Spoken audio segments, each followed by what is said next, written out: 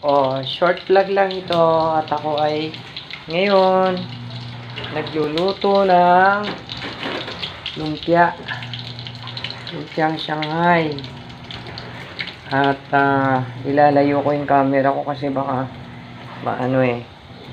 So ito, hindi ko napapakita mukha ko kasi nakahubad ako eh. Yan. At the same time ay naglalaba ako. Yan. Ganyan lang eh, mahilig eh. Vlog pa more. Si Benedict. Yan. So ito naman, naglalaba ako. Hindi ko na pakikita yung mga mukha. Tsaka to, ayun pa ang aking mga labahin. Yan. 3 salang eh.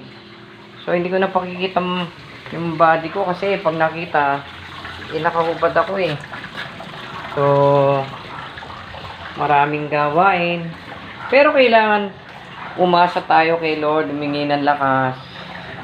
Dahil ang mga bagay-bagay ay pag di natin alam eh, humingi tayo ng karunungan sa Kanya. So, this is it. At ayun, tumunog na yung washing ko. At ayusin ko na ako. Sige, for the meantime, this is Benedict. Cooking, washing. Kailangan magtiis. Mahirap yung hindi nagtitiis. Iinit lang ulo. O, sige na, bye-bye. God bless. Bye.